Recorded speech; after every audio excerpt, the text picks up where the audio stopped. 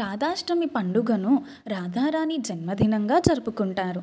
రాధారాణి భగవంతుడు శ్రీకృష్ణుడి ప్రియ సఖి. భక్తి, శ్రద్ధ, దైవ ప్రేమకు ప్రతీకగా పరిగణించబడుతున్నారు. హిందూ సాంప్రదాయంలో రాధారాణి దైవ ప్రేమను, స్త్రీ శక్తిని సూచిస్తే, శ్రీకృష్ణుడు సర్వోన్నత దైవాన్ని సూచిస్తారు. ఈ పండుగ భాద్రపద మాసంలో శుక్లపక్షంలో 8వ రోజు అనగా అష్టమి నాడు జరుపుకుంటారు. రాధాష్టమి ఈ రోజున ప్రత్యేక పూజలు, నైవేద్యాలు, భక్తి గీతాలు, రాధాకృష్ణుడికి సంబంధించిన కీర్తనలు ఆలపిస్తూ పూజలు చేస్తారు. రాధాష్టమి సందర్భంగా ముఖ్యంగా ఇవి జరుగుతాయి.